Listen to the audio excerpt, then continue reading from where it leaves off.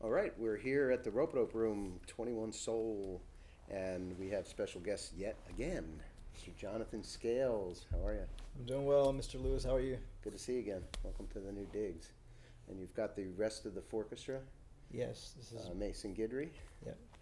and Elon J.D. That's Welcome, me. guys. Thank you. Yeah, thanks for coming by. No problem, man. All right, so you got to fill me in. You guys are just finishing up a tour. We just finished the album release tour for Pillar. Our last show is tonight in Philly. By the time this video comes out, we will have already played. You'll have missed it. You will have And missed should, it. You should have been there. And thanks for coming. And thanks for coming. Right. Yeah. Of course. Got it. Got it. Yeah. So we've been touring the record since September 13th, which is the day before it came out. Right, release day was September 14th. Yeah, that was my birthday. I turned 34. Happy birthday. Thank you. Happy birthday to you too. Thank Just you. in general. Thank you. Yeah. Yeah, it's coming up soon. See. Yeah, a couple of months. But yeah, so we've been on the road, mostly through the U.S., Colorado, Texas, Florida, New York, Vermont, Wow. everywhere in between, just playing all this new music. So you've been doing this. I want to go back. So you've been a road warrior for, gosh, is it 10 years now? Is it that long? Well, the Forchestra as a thing, it has been a thing since about 11 or 12 years. But in terms of like road warrior, maybe probably like the past 7 or 8 years. How do you keep it fresh and stay positive? Because I've watched the work that you put in, and man, it's a lot. How do I keep it fresh? I think that really just by surrounding myself with good people like Mason and Elon. They've been with me for about a year. Yep. So For those that don't know, these are the cats.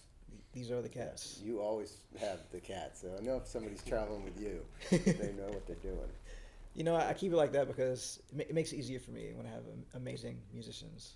Mhm. You know, I just have to show up and try to look pretty. Is it? Flash those blue eyes. Yeah, Yeah. and then I they do the got it. hard work, and then Yeah. it works out. Is there something particular about playing steel pan that requires a particular level of accompanying musicians, or is it just I your wouldn't- composition? It's my compositions. Mm. Yeah, because I like to tell people steel pan is an instrument like any other instrument. So, sure, some people are used to seeing steel pan, some people aren't.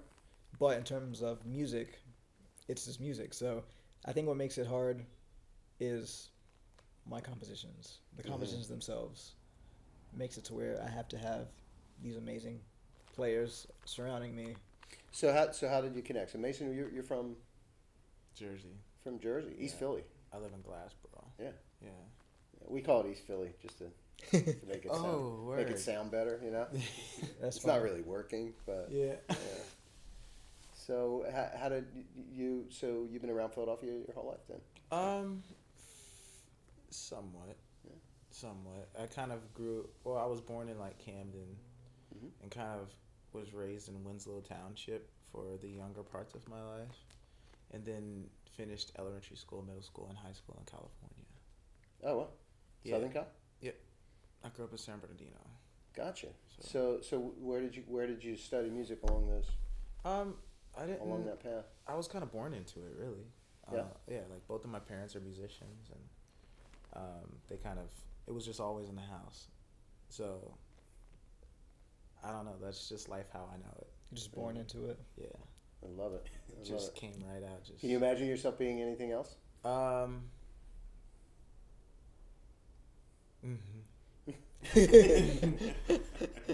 All right. This is fun. There you go. Elon, how about you? So I live in Hickory, North Carolina. It's about an hour outside of Asheville, North Carolina. But I grew up in Long Island, actually. And, Wow. So yeah. Hickory must be extremely refreshing. It's a change. Not too much of a change, but it's a change. But I lived in Charlotte for a little while before that. But when I was 18, moved out of Long Island, Charlotte, North Carolina. Moved a few other places, and Hickory ended up being home. So Hickory's up in the mountains, yeah? it's at the foothills. At the foothills. Just Gotcha. outside, yeah. Gotcha. So And so you guys know each other from Asheville then? Like you got in that scene? We have some mutual friends in the music scene, and that's kind of how we connected. So, yeah. Yeah, that's kind of how we connected too, I guess. Yeah, we met through Sput. Yeah. Yeah. There it is, folks. You can just track back these shows. All roads generally lead to Sput. Like Sput's like an invisible hand in the music business. This is very true. Yeah, he is kind of. We're gonna find out he's the center of everything. Just the center of music. Yeah, right. Well, that's, in the right. beginning was. Like, nah, man. but where is he now? Kind of like I made a T-shirt up once, just like a graphic of it. Mm-hmm. It said, "Where's Sput?" So anytime I'm like not getting a response, I text him that picture. That's hilarious. You know, 'cause he's a busy dude. He is a busy dude. So how did that happen? So you knew Sput, or So Yeah, he knew. Oh, you want to go ahead? Nah, you can go. All right. It'll probably save us 20 minutes an explanation. Well, okay, I'll go. Because so I was chilling at home, and because my studio's like right up the block. Kevin McLaughlin, and Kevin, he's like he loves going to shows. That's his thing. Mm-hmm. He's like a showaholic. God bless him. He just goes to every single show, and that's just what he does for a living. Just attend shows. Mm-hmm. And I was in town, and he was like, "Yo, man, Mono is in town, and Spud is in town. You should hit up your boys to see if we can get into this Jonathan Scales Orchestra show because they're in town." And yeah, he just wanted to go to a free show. So he's like, "You should hit up your boys and have them put us on the list so we could get in." And yeah, and I'm like, "Man, I'm chilling. I really don't want to go out tonight. I just want to chill. I want to relax." And he was like, "No, come on, man, let's do it." So I'm like, so I called Sput, and I'm like, "Sput, you're in Philly." He's like, "Yeah, man, I just got here. Say, man, you want to come to the show tonight?" I'm like, "Sure, why not?" He was like, "Okay, so I'll put your name on the list, +1. I'm cool. So I showed up there, and I guess behind the scenes, there was some stuff going on at the venue, and that's where Jonathan could take over the story. Because when I got off the phone with Sput, then Sput started talking to Jonathan, and this is how it connects. So good pass off there. Yeah, So, that's a good match. just That's good. hand off the baton. You can tell you guys have chemistry together. so we're set up for the show. It was the first night of this run with Sput, Mono Neon, and Weedie. And Sput was like, "Man, there's a guy coming out of the show who you got to know this guy. You're gonna want to know this guy." There it is. And I'm like, "All right." And even still, I was kind of like, whatever, because at that point, so many drummers come in and out of the orchestra, especially for those 2 years where I had a rotating cast. Mm-hmm. After Cody and Chaz, I had a rotating cast for, I think it was like 16 months or something like that. So Brilliant. I played with so many different players that I wasn't really interested in meeting another amazing drummer. That's kind of how it was to me. I was like, all right, sure. You were that spoiled. I was spoiled. Yeah. That's a good way to put it. Please, no more drama. Yeah, so after the show, I like to tell the story on stage because it's kind of funny. After the show, I'm in the back where the dumpsters are and everything, just sitting on a stool that was randomly there. Yeah. And then he comes up to me with drumsticks. He always has drumsticks. He has drumsticks right now for an interview. He always has drumsticks on him, just in case. Saves a lot of time with people in conversation, I'm sure. Yeah. Yeah. Yeah, it's just jump straight to the drummer. point. Yeah, but he comes up to me, and I may have said 2 words to him earlier in the night when Sput introduced us. It's like, "Hey, nice to meet you," and that's it. But he comes up to me after the show with drumsticks in his hands. He's like, let's go. I'm ready. Let's go. I'm ready." Nice. And you know me, I'm kind of, I'm a weird person, so I like to have weird responses. So I said, "Where are we going?" And he said, "Everywhere." Nice. Literally. Nice. That's what he said. And so, Jonathan. So you were vibed from the show. Yeah. You like saw what it was. And after I said everywhere, Jonathan had that look on his face like, "Who are you?" yeah. Then there was a jam session afterwards, and my show was still going on because we stuck around for the whoever we were doing the show with that night. The tour manager and I stuck around to take care of business and everything, and everyone else, Sput, Weedie, Mono, and Mason, they went to this jam session. By the time my show was done and I went there, it was over.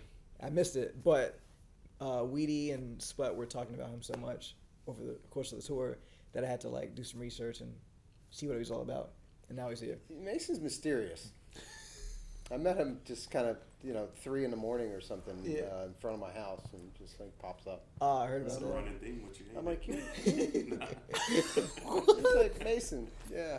Like, and then I did my research. Yeah. And I was like, this guy randomly popping up from New Jersey. It was, one of the best drummers around. Like, that's crazy. And then when I first showed up to your house, I'm like, dude, you live so close. I live in like Lashburg. You're like, yeah, it's like 10 minutes away. I'm like, I know. You're gonna have to. When you're not on the road, you're gonna have to come up. Oh, yeah. Come hang out. Yeah. And my studio's just right up the street, right up the way, in Summerdale. Oh wow. Yeah. Oh, that's right. Yeah, I remember you mentioned that then at the time. Super close. So Pillar came out on September 14th. Huge number of guests. Yeah. I think I need to visit the Bela Fleck story because, yours to me, from where I'm sitting, has been a story of incredible perseverance, not choosing the easiest route by the steel pan, and just being persistent. And it's fun to see, like, a fan now compared to 7 or 8 years ago. Like, people are just like, yeah, this is just what it is. There's no like, oh, he's playing the steel pan and it's not the same as I heard the steel pan before. Now people are just like, this is it. This is the jam. This is great. I forgot what the question was. Damn. I like this format. Bela Fleck. Yeah. Yeah, no, we're winging it. I'm improvising. There were no charts. There was no rehearsal. Bela Fleck, because that's a consistent thing. You wrote the song "Lurkin" on the first record that came out, talking about basically your respect and love for what Bela Fleck does. Yeah, and stalking him in the process. Stalking it, right? Yep. Right. And now Bela Fleck is on. Now he's on the album. Yeah. You feel? I mean, you're feeling great about that, right? You feel good about it? You feel you're done? Like that whole cycle of Lurkin is over now? Well, definitely, like, the Lurkin phase is relatively over. In terms of, like, now if I want to go see Bela, I don't have to, like, hang out by the bus. I just send him a message, Right.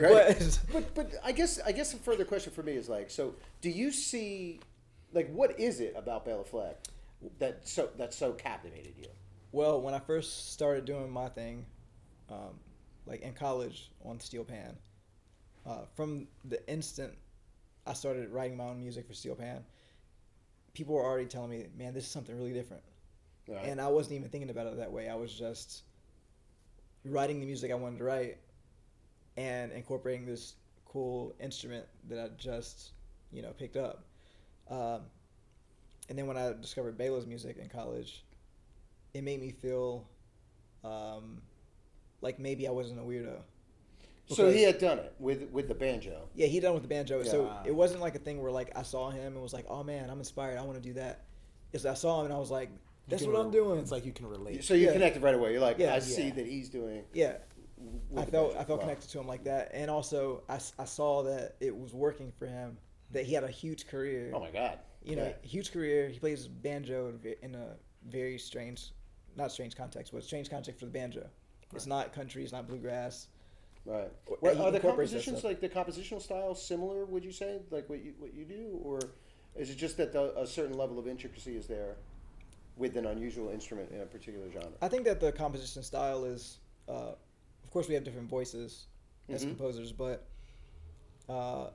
he's definitely a huge influence in terms of writing for like a quartet or a trio or like a small group of musicians with a drummer and a bass player. Right.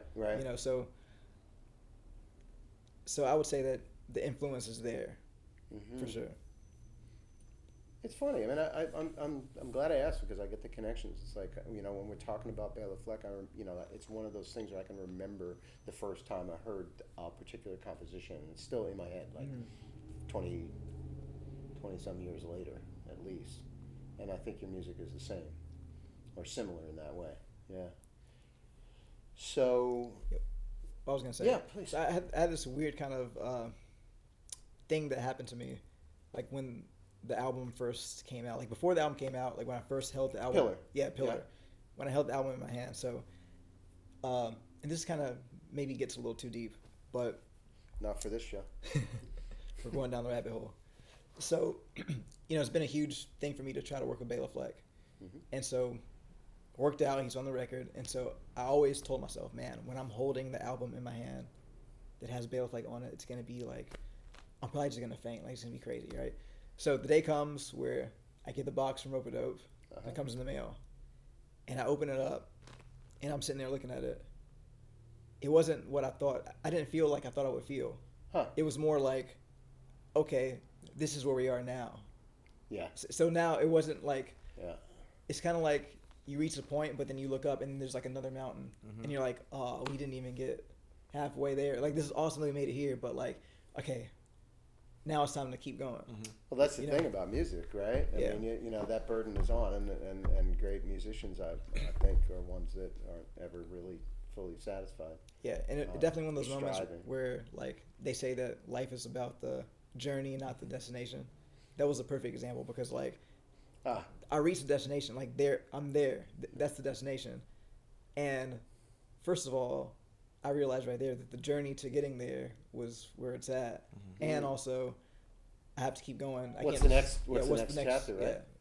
Yeah. but you can reflect now on that success Right. and that milestone. Mm-hmm.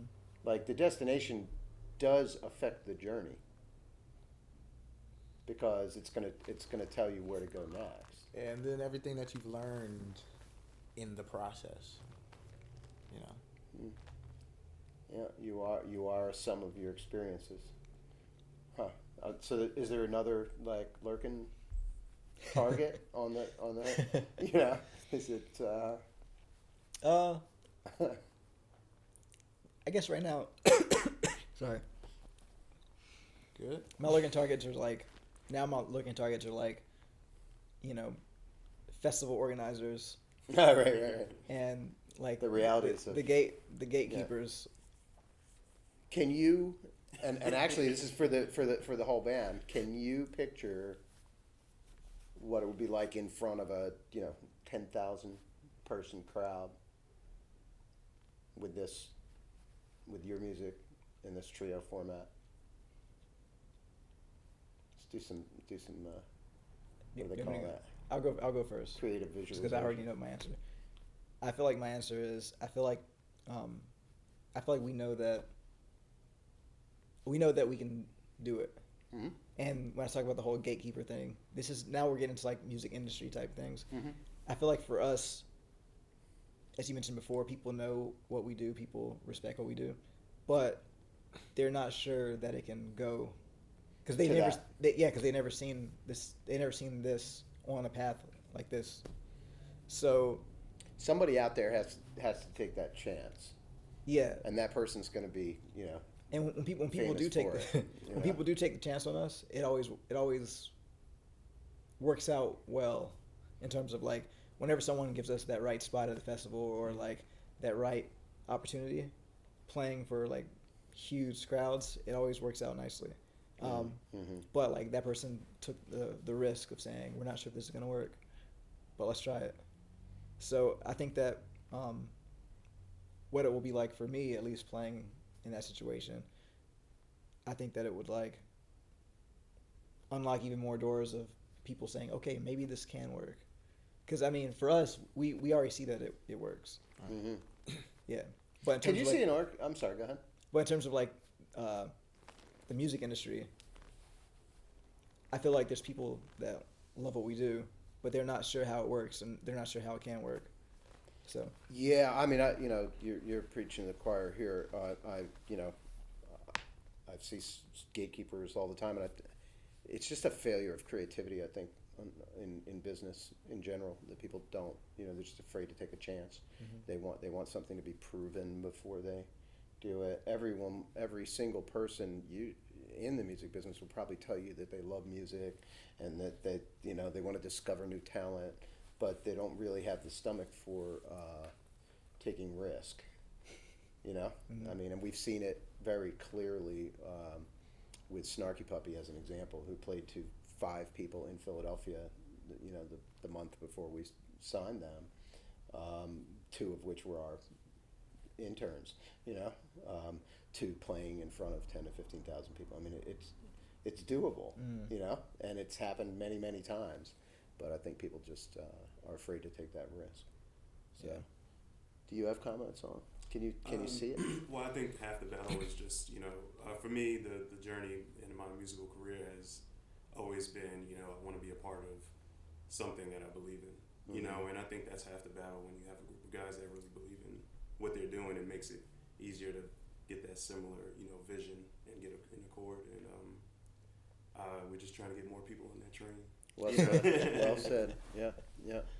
Belief in a higher thing. Yeah. So I did want to ask you a question that came into my mind a few minutes ago as we were talking about this. Can you see an orchestra playing your compositions?